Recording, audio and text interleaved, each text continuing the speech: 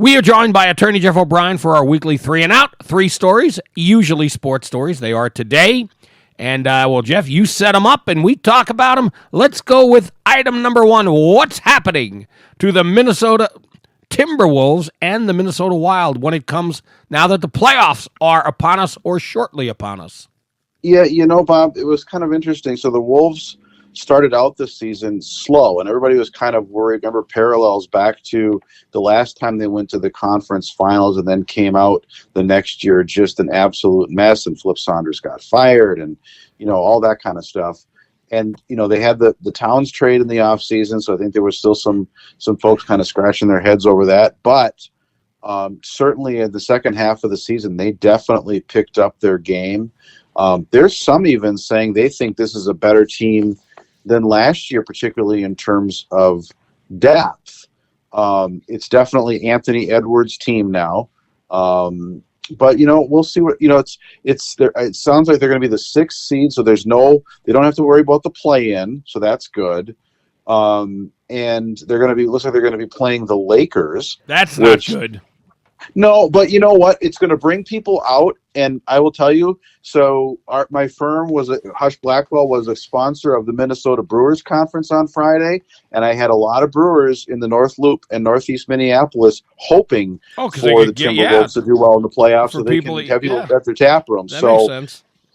If nothing else, if they can push this to 6-7 games, that's great. If they can somehow pull it off, even better. But, that's the thing is, for those hospitality businesses, Bob, anytime the Wolves or the Twins on the Minneapolis side or the Wild and the St. Paul side, every time they kind of have a deep run in those playoffs, that helps the businesses around them. So go Wolves. Yeah, and I don't think that they're going to be getting as much help or any help from the Twins this year. No, unfortunately. But now on the Wild side, the Wild's been interesting. So the Wild is fighting for a wild card slot. It looks like that the Wild and St. Louis have all but locked them up. I think Calgary needs to lose one more game. The NHL season ends on Thursday, but the Wild are ahead of St. Louis for points, and so they're likely going to get it. They'd have to play Vegas, so that's not great. But the wild card, no pun intended, with them is they have played most of their season with 2 of their best scorers, with Eriksson Ek being out and Kaprizov's, and they got him back, a week ago, and Eriksson Ek went off. He had 4 goals, and I think Kaprizov had 2. So they're kind of like the unknown, right? Could be that situation where they come in and do well because they were hot before those guys got hurt.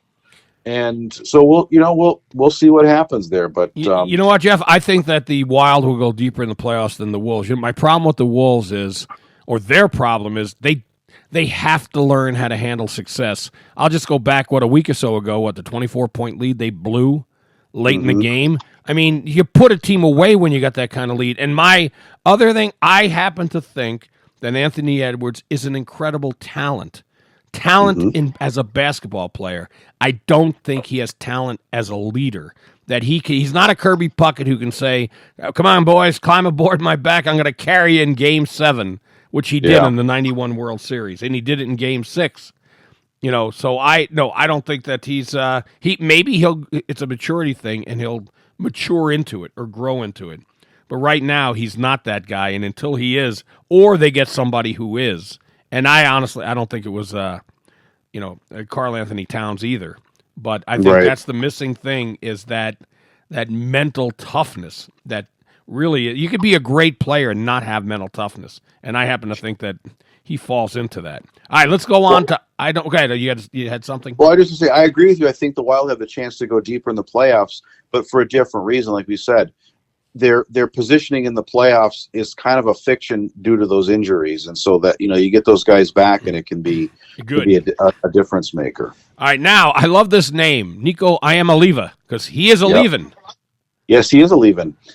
This is again we're to have these conversations about the NCAA football and NIL. So this kid, Niko Iamaleava, was the quarterback at Tennessee. He was going into his sophomore year. This is a crazy headline. he's leaving over a contract dispute. I'm like, how the heck does a college football quarterback have a contract dispute? Well, he had an NIL deal. That's part of what got him to Tennessee over schools like USC. And he decided he wanted to renegotiate the NIL deal and basically double it. And it was getting $2 million a year. He wants $4 million a year. It didn't come to terms, and so he decided to apparently has entered the transfer portal, which again is bringing up this discussion. The NCAA is going to have some means of addressing this NIL thing because it's killing them. There's a finite number of teams that can come up with the $4 million. Now he probably saw the $6 million going to $6 million plus going to Arch Manning, and they all want that kind of money. Well, it's careening out of control, and it's why the Gophers will never be a powerhouse in any sport because they'll never be able to get that kind of money to draw those kind of players. All right, item 3.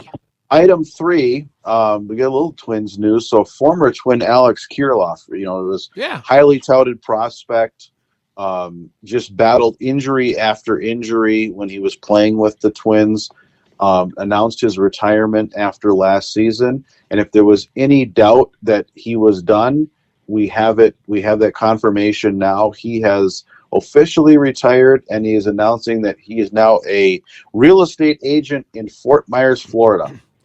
Well, he knows the area from spring training. Yep. So but I say, good on him, right? I mean, having worked with former athletes, I like to see these guys doing something post-career, right? That's not an easy transition. And it's kind of funny. I've noticed some of the guys that end up with shorter careers because of injuries end up doing better post-career than some of the guys who have the long careers. So wish him, unfortunately he didn't, his Twins career didn't pan out.